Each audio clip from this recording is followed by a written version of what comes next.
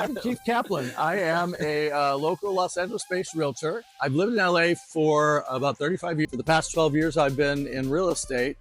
My primary area is West Hollywood, and the Hollywood Hills. Obviously, there's some pretty luxurious real estate in this area. Oh, yeah. What are your favorite areas to work in out here? West Hollywood, because of the pedestrian-friendly urban village. In California, in fact, it's one of, if not the most walkable city in California. A really unusual environment where you see your neighbors going back and forth running errands. You know the person in the dry cleaner. You know the person in the grocery store. That's really one of my favorites. But I also love the Hollywood Hills. Yeah. There are so many hidden secrets in these Hollywood Hills. So many of these homes have incredible histories. So many of these homes have amazing surprises, from the views to the way the land's used to incredible architecture. Every time you come around a curve, there's just something new. Well, you're about to go on a lot of curves. So I hear. I hear. Have you ever been on a UTV before or anything like that? Once before. Okay. but never on anything this sloped. Right. All right. Well, let's see how this goes. Fantastic. We'll just jump right in. What's the craziest thing you've ever done to close a deal before? Well, I had a client that was looking at a huge piece of land up Mulholland. I had a client, great family, was looking for a piece of property. And we found a large estate in the Van Nuys area. Upon first sight, it kind of looked like the property might have been neglected. Okay. My clients turned out to really want it. And I recognized that what looked like a property that wasn't maintained and was wildly neglected, in fact, was done so by design. The family that lived there was really bohemian. And this was actually their vision for the property.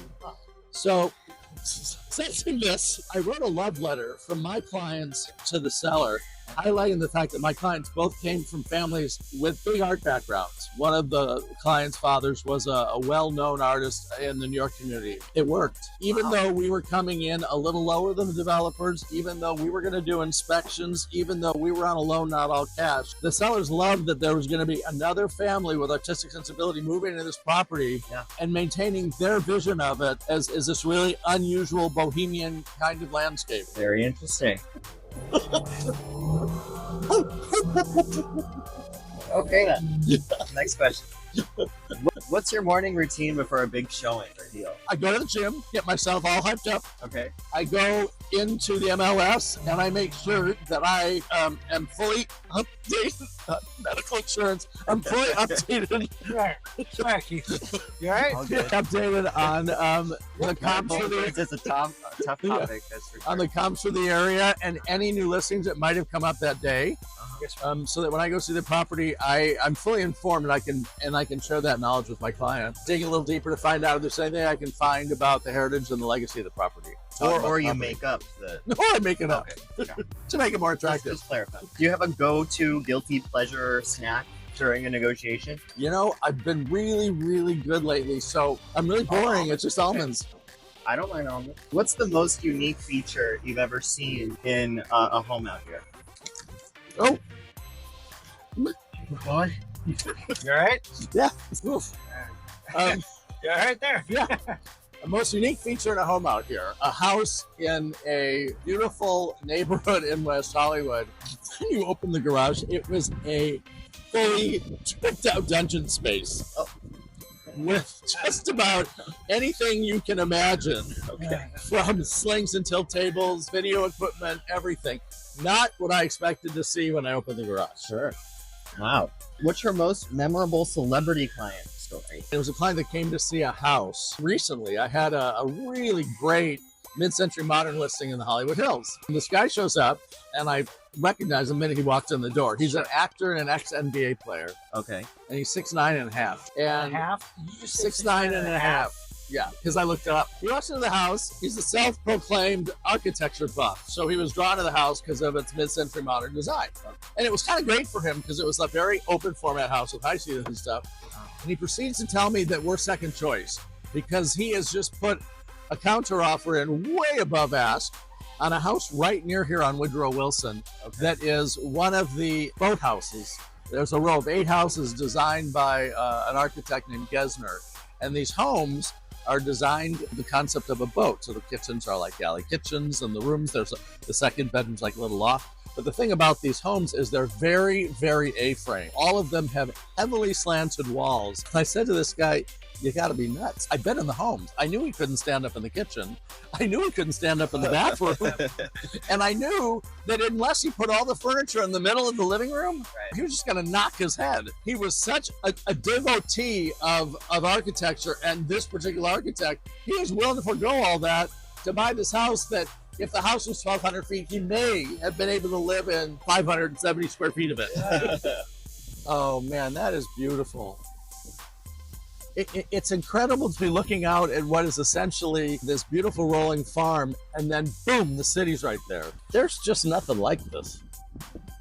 You know, you took a piece of just brush as you looked up from Cahuenga, and it turned into something really beautiful, but it's also got to be better for fire retardation than what was here. Well, it all has to get cleared anyway. So Yeah, we talk a lot in real estate about HBU, highest and best use. You've really taken highest and best use beyond what anyone I've ever seen has done with a property in this town. Well, one of my questions was, how would you sell our agave farm? But I guess you're right. Well, you know, when you bought it, it was an incredible view property with a great story, some Hollywood history. Yeah. Billy Joel's first house. Billy Joel's first house. What it's become, though, is this incredibly exclusive organic farm in the middle of one of the best enclaves of the Hollywood Hills, from which you still see the Hollywood sign and downtown LA. There's no other property like this in this town.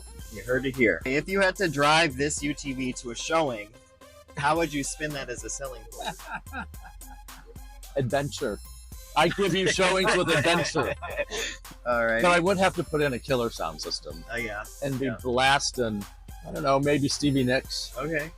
Would you rather close a deal while skydiving or while driving in this? You know, that's a funny question, because I'm going to have to answer skydiving. Oh, don't tell me you skydived and closed a deal. Just yesterday, my sister did a skydive, her first one, in honor of her 65th birthday. And at the end of it, they said, "What is your challenge?" She said, "My brother." So I am now put to shame if I don't skydive. They say in skydiving that 50% of the people, when they jump out of the plane, sort of lose control of their bodily functions.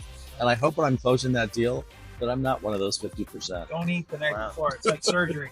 Yeah. That is one steep hill. Well, he's holding on tight. All right. I'm ready. Whenever you're ready. You ready for rapid fire? Go ahead. Open Open house or private showing? house. Mansion in the hills or penthouse downtown? Penthouse downtown. Ocean view or city skyline? A city skyline. Finally, late night negotiation or early morning coffee meeting?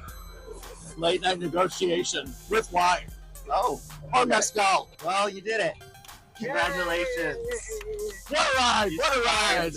Wait like this for a moment while the dust settles. From the speed. Yeah, I've been in a lot of deals like that. Yeah. We're going to wait till the dust settles. If the dust. If the dust settles. That was fun.